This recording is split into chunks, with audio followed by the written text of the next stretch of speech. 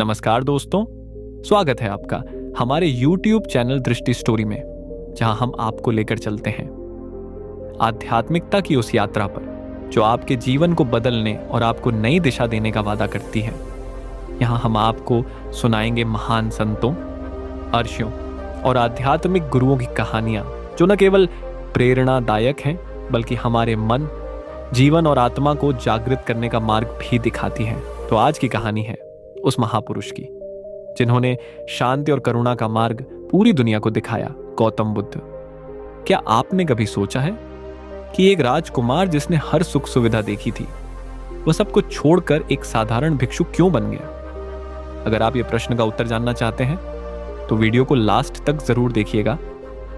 तो साथियों, कहानी शुरू करते हैं। 3000 साल से भी पहले एक अमीर राजा और एक सुंदर रानी एक महल में रहते थे। उनके महल के पीछे बर्फ से ढके हिमालय के पहाड़ थे।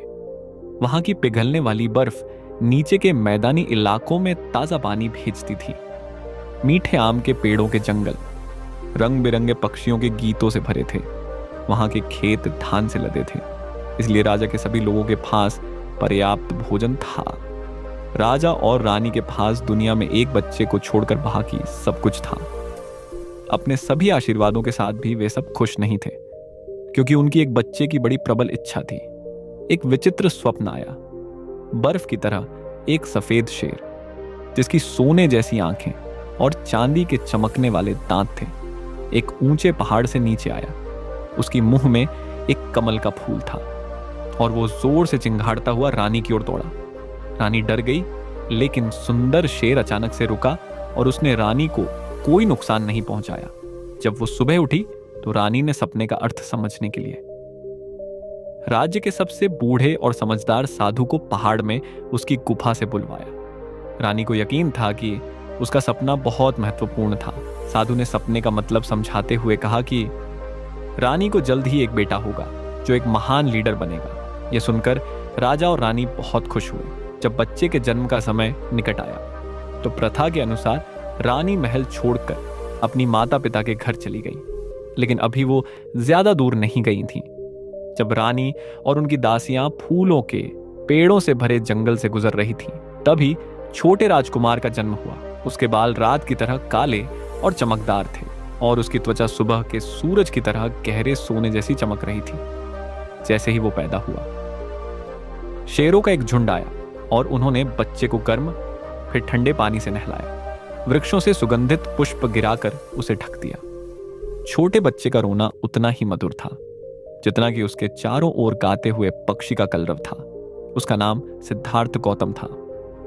हालांकि राजा को अपने छोटे बेटे को देखकर बहुत खुशी हुई, लेकिन उन्हें बहुत दुख भी हुआ, क्योंकि बच्चे की मां का केवल 7 दिनों बाद ही देहांत हो गया। राजा की बहन और कई दाइयों ने नवजात राजकुमार की देखभाल की। राजा ने अपने राज्य के बुद्धिमान ब्राह्मणों को बच्चे का भाग्य को बताने के लिए बुलाया। जब उनमें से सबसे बुद्धिमान व्यक्ति ने बच्चे की जांच की तो उसने उसके छोटे पैरों के तलवों पर छोटे छोटे चक्रों का एक पैटर्न देखा। ये जीवन के चक्र का प्रतिनिधित्व करते हैं, जिसे हम में से कोई भी बच नहीं सकता। ब्राह्मण ने कहा, इन चरकों का मतलब है कि आपके बेटा महान भाग्य लेकर आएगा। पहाड़ वाले समझदार साधु ने भी यही कहा था। राजा ने कहा, लेकिन कृपया मुझे ठीक ठीक बताएं कि मेरे बेटे की नियति क्या होगी। ब्राह्मण ने कहा, मैं आपको केवल इतना ही बता सकता हूं कि अगर राजकुमार सिद्धार्थ एक महल में रहेगा तो वो दुनिया में सबसे महान और सबसे शक्तिशाली राजा बनेगा, लेकिन अगर वो महल के बाहर रहेगा तो वो एक भिखारी होगा। फिर दुनिया का हर एक दुख उसे पीड़ित करेगा और वो उसके लिए सहन करना मुश्किल होगा। जब राजा ने यह सुना तो उन्होंने कसम खाई कि वो राजकुमार सिद्धार्थ कभी भी पीड़ा देखने नहीं देगा, क्योंकि वो अपने बेटे को कभी भी महल की चारदीवारी से बाहर नहीं जाने देगा। राजा ने 3 नए महल बनवाए, एक सर्दियों के लिए, एक बसंत के लिए और एक वर्षा ऋतु के लिए। जब महीनों तक बिना रुके बारिश होती थी, सारे महल खेलों और मीठी सुगंध से भरे थे। वहां कहानीकार, संगीतकार और नर्तक थे, जिससे राजकुमार कभी बोर न हो। राजकुमार के लिए दुर्लभ और स्वादिष्ट शरबत बनाने के लिए हर दिन पहाड़ों से बर्फ नीचे लाया जाता था और उसे फलों के रस के साथ मिलाया जाता था। राजा ने 3 तालाब बनवाए जिन्हें बागवानों ने राजकुमार के लिए सुंदर कमल के फूलों से सजाया। शिक्षक आए और जल्द ही राजकुमार भारत की सभी भाषाएं सौख गया। वो दूर चीन के चित्रलेखन को भी पढ़ सकता था। वो कभी अकेला नहीं रहता था क्योंकि उसका चचेरा भाई आनंद उसका सबसे अच्छा दोस्त बन गया था। उसके पास बात करने के लिए एक पालतू तोता भी था। एक नौकर हमेशा उनके साथ एक बड़ी सफेद छतरी लेकर चलता था ताकि राजकुमार सिद्धार्थ को कभी भी तेज धूप या ठंडी बारिश या सूखी धूल से पीड़ित न होना पड़े और उसे छींक न आए। कोई भी व्यक्ति या प्राणी जो बूढ़ा, बीमार या किसी भी तरह से पीड़ित था कि चार दीवारी के भीतर नहीं रह सकता था। जब राजकुमार सो रहा होता था तब बागवान पूरी रात काम करते और वो मुरझाए हुए फूल और पत्ते हटाते, टिड्डे और अन्य कीड़ों को उठाते जो अपने गीत गाकर मर गए थे, या घोंसले से गिरे पक्षियों के टूटे अंडों को उठाते जिससे राजकुमार उन्हें न देख सके। राजकुमार सिद्धार्थ के पिता ने उन्हें एक घोड़ा और रथ दिया और साथ में अर्जुन नाम के एक अच्छे व्यक्ति को उनका सारथी नियुक्त किया। राजकुमार और अर्जुन विशाल महल के उद्यानों में चारों ओर घूमते थे जो एक शहर के समान विशाल था, लेकिन महल से बाहर जाने वाले द्वार उनके लिए हमेशा बंद रहता था। राजकुमार ने अपने पिता से उसे बाहर जाने देने की विनती की और अंत में राजा को हाँ कहना पड़ा क्योंकि उन्होंने बाहर एक शानदार पार्क बनवाया था जिसमें दुनिया के तमाम अजूबे भरे हुए थे। पर पार्क पहुंचने के लिए राजकुमार सिद्धार्थ को शहर से होकर गुजरना पड़ता था। राजा अत्यंत सावधान था। उसने शहर के सभी घरों को चमकीले रंग से रंगवाया था। मरे पौधों को स्वस्थ पौधों से बदला गया था। नगर के सभी लोगों को नए कपड़े और खाने के लिए पर्याप्त भोजन दिया गया था। राजा ने उन्हें अपने सभी बूढ़े और बीमार लोगों को अंदर छुपाने का आदेश दिया था। जब राजकुमार सिद्धार्थ सड़क से गुजरे तो सभी युवा, स्वस्थ, अच्छे दिखने वाले लोगों और उनके बच्चों को मुस्कुराना और खुश होना अनिवार्य था। लेकिन सड़क पर राजकुमार ने अचानक एक आदमी को झुकी हुई रीढ़ और लाठी के साथ चलते देखा। उसके बाल एकदम सफेद थे। उस आदमी के बाल इतने कम और अजीब रंग के क्यों हैं? वो सीधा और लंबा क्यों नहीं खड़ा हो पा रहा है? राजकुमार ने अर्जुन से पूछा, वो आदमी बहुत बूढ़ा और लंगड़ा है? सारथी ने उत्तर दिया, हम सब लोग एक दिन वैसे ही होंगे। राजकुमार सिद्धार्थ ने बूढ़े आदमी के सफेद बालों और मुड़ी हुई रीढ़ को बड़ी डरावनी आंखों से देखा। क्या तुम भी किसी दिन ऐसे ही बूढ़े हो जाओगे? क्या मेरा भी वही हाल होगा? और मेरे पिता का, क्या आनंद का भी? उसने अर्जुन से पूछा। अर्जुन ने उत्तर दिया, हाँ, हम में से हर इंसान बूढ़ा होगा महाराज, यहां तक कि आपका घोड़ा भी। वे कुछ और आगे बढ़े और उन्होंने देखा एक आदमी जमीन पर पड़ा था और बीमारी और भयानक पीड़ा से कराह रहा था। वो एक जनाजे के जुलूस के सामने से गुजरे और उन्होंने मातम मनाने वाले लोगों को रोते और विलाप करते हुए देखा। उस दिन राजकुमार सिद्धार्थ को वृद्धावस्था, बीमारी और मृत्यु के बारे में पता चला। जैसा कि सबसे बुद्धिमान ब्राह्मण ने कहा था, वो देखकर राजकुमार का हृदय में करुणा से भर गया। उसका दिल उन सभी लोगों के लिए दुख से भर गया जो इस प्रकार पीड़ित थे। फिर अर्जुन से पूछा, क्या बुढ़ापे, बीमारी और मृत्यु से बचने का कोई उपाय नहीं है? सारथी ने कहा, नहीं, हम सभी एक दिन मर जाएंगे, लेकिन मृत्यु भी हमारे दुखों को समाप्त नहीं कर पाएगी। जीवन का पहिया घूमता रहेगा और हम सभी उसमें फंसे रहेंगे। हम में से प्रत्येक का किसी न किसी रूप में पुनर्जन्म होगा, चाहे वह मनुष्य के रूप में हो या पशु के रूप में। केवल वे जो निर्वाण प्राप्त करेंगे, वे ही सभी चीजों में सच्चाई देख सकेंगे। केवल उन्हें ही जीने, पीड़ित होने, मरने और उसी के लिए दोबारा पैदा होने की जरूरत नहीं होगी। तब राजकुमार सिद्धार्थ ने एक भिखारी को देखा जो एक साधु भी था। राजकुमार ने उस व्यक्ति की आंखों में शांति देखी। अर्जुन ने उससे क्या कहा था और उसने उस दिन क्या देखा था, उस सबके बारे में उसने गहराई से सोचा। क्या दुख को समाप्त करने का कोई रास्ता नहीं है? लेकिन राजकुमार ने अपने सोच के बारे में किसी को बताया नहीं। मारा नाम का एक शैतान था। वो बिना बताए ही जान गया था कि राजकुमार क्या सोच रहा था। उसने देखा कि राजकुमार सिद्धार्थ के दिल में दूसरों की पीड़ा के लिए कितनी करुणा थी और वो कितने चिंतित थे। मारा बेहद दुष्ट था और उसे दूसरों की पीड़ा देखने से बढ़कर और कुछ भी अच्छा नहीं लगता था। मारा ने राजकुमार को पीड़ा को समाप्त करने का रास्ता खोजने से रोकने के लिए हर संभव प्रयास करने का अपना मन बनाया। राजकुमार सिद्धार्थ की जैसे जैसे दुनिया में हर एक चीज के लिए करुणा गहरी और गहरी होती गई, वैसे वैसे वो और दुखी होते गए। जब राजा ने देखा कि उनका पुत्र इतनी दौलत होने के बावजूद हमेशा उदास और सोच में डूबा रहता था, तो उन्हें लगा कि शायद राजकुमार अकेला महसूस करता होगा और उसकी शादी कर देनी चाहिए। एक पत्नी निश्चित रूप से राजकुमार को खुश करेगी। महल में सुंदर राजकुमार से मिलने के लिए पूरे देश की सबसे चतुर, सबसे अमीर और सबसे खूबसूरत युवा महिलाओं को आमंत्रित किया गया।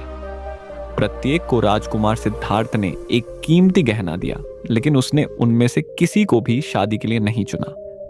उसे उसके पिता बहुत निराश हुए, लेकिन तभी एक राजकुमारी देरी से आई।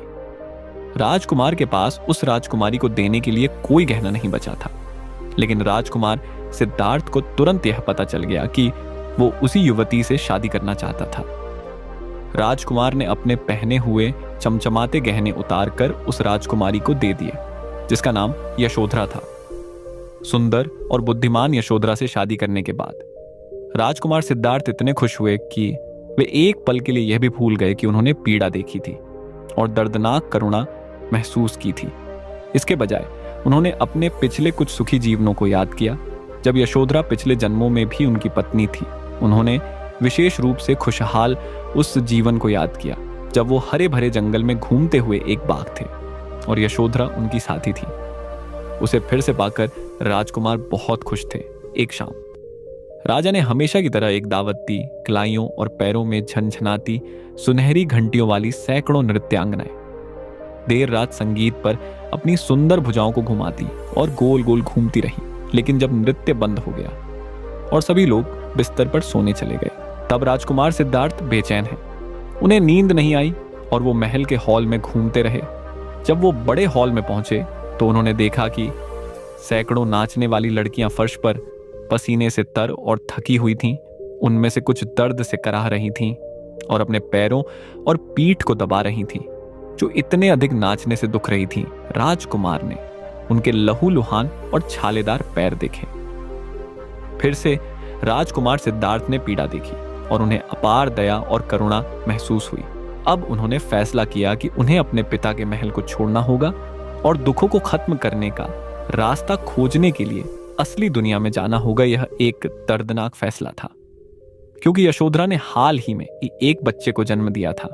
लेकिन इसके बावजूद राजकुमार सिद्धार्थ ने अर्जुन को अपना घोड़ा और रथ लाने का आदेश दिया।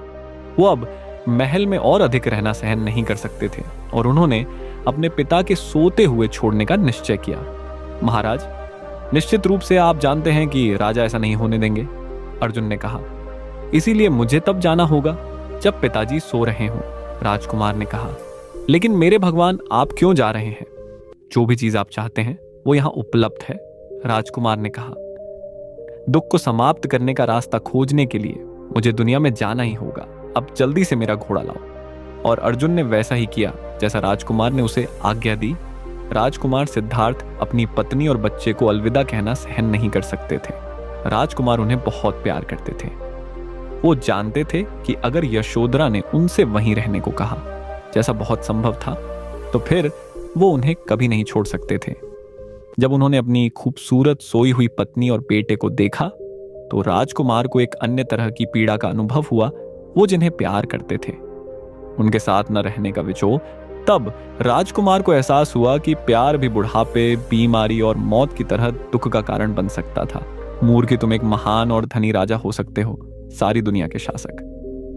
जैसे ही अर्जुन ने घोड़े की बागडोर संभाली, मारा ने फुफकार मारी, लेकिन राजकुमार सिद्धार्थ ने अपनी आंखें लगातार आगे रखी और उस दुष्ट की ओर कोई ध्यान नहीं दिया। किसी चमत्कार से राजा को जगाए बिना, कोई आवाज किए बिना महल के द्वार खुल गए। घोड़ों की टापें और रथ के पहिए भी शांत थे, क्योंकि राजकुमार सिद्धार्थ चांदनी में बाहर निकल रहे थे। रथ के पहिए जहां भी लुढ़के वहां तुरंत फूलों का मार्ग खिल गया। रथ तेजी से और तेजी से लुढ़कने लगा और मारा उसके साथ नहीं रह सका। जल्द ही वे एक जंगल में पहुंचे। राजकुमार ने अर्जुन से कहा, मेरे दोस्त, मुझे तुम्हें यहीं अलविदा कहना चाहिए। अर्जुन रोया, घोड़ा भी रोया। वो राजकुमार के पैर चूमने के लिए घुटनों के बल टिका। राजकुमार अपने राजसी वस्त्र और आभूषण उतारकर जंगल में चले गए, जहां उनकी भेंट एक शिकारी से हुई। उन्होंने उस आदमी से उसका फटा हुआ पीला चमड़े का लबादा मांगा, जिसे शिकारी ने उन्हें दिया। फिर राजकुमार सिद्धार्थ ने अपनी तलवार ली और अपने लंबे बाल काट डाले, जो रात के समान काले और चमकदार थे। फिर उन्होंने बालों और तलवार को नदी में फेंक दिया। तभी उनके सामने एक भिखारी का कटोरा प्रकट हुआ। वो अब राजकुमार सिद्धार्थ नहीं रहे थे, अब वो केवल गौतम थे, एक साधारण भिखारी, जैसे कि सबसे बुद्धिमान साधु ने भविष्यवाणी की थी। जब ऐसा हुआ तो मारा पहले से कहीं अधिक भयभीत हुआ। उसे लगा कि गौतम लोगों की पीड़ा को समाप्त करने का एक तरीका खोजने में सफल होंगे। यदि ऐसा होगा तो मारा की जिंदगी हराम हो जाएगी। मेरी बात सुनो, अपने पिता के महल में वापस जाओ। क्या मैंने तुमसे नहीं कहा कि तुम जल्द ही अब तक मशहर सबसे महान और सबसे अमीर राजा बनोगे, पूरी दुनिया में सबसे शक्तिशाली राजा। मारा ने एक बार फिर फुफकारा, लेकिन फिर से गौतम ने उस पर कोई ध्यान नहीं दिया। गौतम पहाड़ों पर एक गुफा में गए, जहां एक साधु रहता था। वहां 5 और युवक उनसे सीखने आए। साधु ने कहा था कि उन्हें खुद को भूखा रखकर पीड़ा में रहना चाहिए, क्योंकि सत्य प्राप्ति का वही एकमात्र तरीका था। गौतम ने वैसा ही किया जैसा साधु ने उन्हें बताया। वो तब तक वहां बैठे रहे जब तक कि उनका पीला वस्त्र मैला और सड़ नहीं गया। उनकी हड्डियां सख्त हो गई और उनमें दर्द होने लगा, और वो जल्द ही एक कंकाल जितने पतले दुबले हो गए। उनकी सुनहरी त्वचा सुस्त और धूल से भर गई। उनकी आंखें उनकी खोपड़ी के खोखलों की गहराई में डूब गईं। हालांकि वे अभी भी किसी तारे की तरह चमकती थीं, लेकिन गौतम ने उससे सत्य खोजने का सही तरीका नहीं सीखा। हालांकि उन्होंने निश्चित रूप से दर्द और पीड़ा सहन करना जरूर सीखी। अब गौतम समझ गए कि सत्य का मार्ग बहुत अधिक आनंद का नहीं था, जो उन्होंने अपने पिता के महल में सीखा था, और न सत्य का मार्ग बहुत अधिक पीड़ा का था। उन्हें लगा कि एक और रास्ता सुख और दर्द के बीच का एक मध्य मार्ग था। पास के एक गांव में रहने वाली एक लड़की आई और उसने भूखे भिखारी गौतम को कुछ मीठे चावल की खीर खिलाई, जो उसने मलाई से बनाई थी। खाना खाने के बाद मांस ने गौतम की हड्डियों को फिर से बैंग दिया और उनकी सुनहरी त्वचा फिर से चमक उठी। गौतम खड़ा हुआ और वहां से चला दिया, जबकि अन्य 5 युवकों ने उनका मजाक उड़ाया। गौतम को देखो, उन्होंने कहा, देखो वो हमारी तरह पीड़ित होने से कैसे डरता है। हाँ, उसमें एक साधु होने तक का साहस नहीं है। लेकिन गौतम ने भिखारी का कटोरा लेकर आवश्यक भोजन की भीख मांगते हुए अपना सफर जारी रखा। गौतम तब तक चले जब तक कि वो एक विशाल फैले हुए एक महान बरगद के पेड़ तक नहीं पहुंचे। वो पेड़ की शाखाओं के नीचे बैठ गए। उन्होंने अपने पैर मोड़ लिए, अपने हाथों को जांघों पर रखा, अपनी पलकें नीची की और ध्यान में मग्न हो गए। उन्होंने महल में अपने जीवन पर ध्यान केंद्रित किया। वो सब जो उन्होंने अपने कई जन्मों में जाना था, वो सब जो उन्होंने कभी नहीं जाना था। जब उन्होंने वो किया, तब उन्हें समझ में आया कि जिस चीज की शुरुआत होती है उसका अंत भी होना चाहिए। उन्होंने देखा कि कैसे हर चीज का अपना धर्म या सत्य होता था, और ब्रह्मांड में हर चीज में परिवर्तन है। जैसे जैसे उन्होंने ध्यान केंद्रित किया, गौतम को सभी चीजों का अर्थ समझ में आने लगा, और इस समझ ने उन्हें शांति प्रदान की। उन्हें अब पीड़ा महसूस नहीं हुई। उनका ज्ञान इतना महान था। अंत में वो मुस्कुराए। उन्हें वो सत्य मिल गया था जिसकी उन्हें तलाश थी। जब मारा ने गौतम को महान बरगद के वृक्ष के नीचे इतनी शांति से बैठे देखा, तो वो बहुत बहुत गुस्सा हुआ। उसने गौतम को डराने के लिए भयानक राक्षसों को भेजा। राक्षसों ने गौतम पर छलांग लगाई। वे चिल्लाए और उन्होंने भयानक चेहरे बनाए, लेकिन गौतम ने उनकी उपेक्षा की। उन्होंने गौतम पर पत्थर फेंके, लेकिन गौतम से टकराते ही पत्थर कोमल फूलों में बदल गए। अंत में गौतम ने अपनी हथेली को शांति से लेकिन दृढ़ता से पृथ्वी पर रखा और जमीन फट गई। मारा के सभी कुरूप राक्षस पृथ्वी की अंधेरी दरार में गिरकर लुप्त हो गए। इसके बाद मारा ने गौतम को लुभाने के लिए अपनी खूबसूरत बेटियों को उनके पास भेजा, लेकिन शांतिपूर्ण भिखारी ने उन पर कोई ध्यान नहीं दिया। तब मारा ने भयानक आंधी भेजी। महान बरगद के पेड़ की मोटी हरी पत्तियों के माध्यम से बारिश और ओले गिरे, लेकिन नागों का राजा आया और उसने गौतम को सुरक्षित रूप से घेर लिया। सांप का चौड़ा। छपटे फन ने गरीब भिखारी को बारिश से बचाया। ठीक उसी तरह जैसे उसके पिता के बगीचे में सफेद छाता करता था, इस बार मारा ने हार मान ली। बरगद के पेड़ के नीचे बैठने के 12 वर्ष बाद गौतम ने ज्ञान प्राप्त किया, ऐसा प्रकाश जो सभी चीजों में सत्य दिखाता था। उन्होंने निर्वाण प्राप्त किया और वो शांति पाई जिसने पीड़ा पर विजय प्राप्त की। गौतम ने सभी चीजों को नियंत्रित करने वाले कानूनों को समझा। सबसे महत्वपूर्ण बात यह थी कि गौतम ने इस ज्ञान को अपने मन में पाया था। उन्हें समझ में आया कि बुढ़ापा, बीमारी और मृत्यु हमेशा ही रहेगी। वो यह भी समझ गए कि वो इसमें कुछ भी इसे बदल नहीं कर सकते थे, क्योंकि सभी चीजों की एक शुरुआत और अंत होता था। लेकिन गौतम ने गहरी एकाग्रता के माध्यम से दुख को रोकने का एक तरीका खोज लिया था, जिससे उन्हें शांति प्राप्त हुई। अन्य लोगों के प्रति उनकी करुणा ने उन्हें इस ज्ञान को सभी लोगों के साथ साझा करना चाहा। जो भी सीखना चाहता था वो उसे सिखाने को तैयार थे। जब गौतम बरगद के पेड़ के नीचे से उठे, फिर वो चलने लगे। जैसा ही उन्होंने वो किया, उनके भीतर से एक तेज रोशनी चमकी और उनके चारों चमक उठी। अब वो गौतम एक सामान्य भिखारी नहीं थे, अब वो बुद्ध थे, जिसका अर्थ था प्रबुद्ध गौतम बुद्ध ने पूर्व की ओर यात्रा की। वो जहां भी जाते नम्रता से बोलते और दया से काम लेते थे। जब भी वे किसी गांव में पहुंचते, वो वहां के सबसे बड़े वृक्ष के नीचे बैठ जाते और धूल में एक घेरा बना लेते थे। फिर वो धैर्यपूर्वक उन लोगों की प्रतीक्षा करते जो उन्हें सुनना चाहते थे। फिर बुद्ध लोगों के साथ चुपचाप और सोच समझकर बात करना शुरू कर देते थे, और उनमें उनके कई पुराने साथी भी शामिल थे। आनंद, उनका चचेरा भाई, उन्हें ज्ञानी कहने लगा था। जैसे जैसे वर्ष बीतते गए, बुद्ध ने हजारों लोगों को पीड़ा अंत करने का मार्ग सिखाया। फिर उनके शिष्य दुनिया भर में भटकते रहे, बुद्ध की तरह भीख मांगते हैं, पीले वस्त्र पहनकर दूसरों को सिखाते रहे। यहां तक कि वे 5 युवक भी, जिन्होंने मध्य मार्ग चुनते समय उनका मजाक उड़ाया था, वे भी उनसे सुनने और सीखने के लिए आए। यहां तक कि जिस बेटे को वो महल में छोड़ आए थे, वो भी बुद्ध का एक अनुयायी बन गया।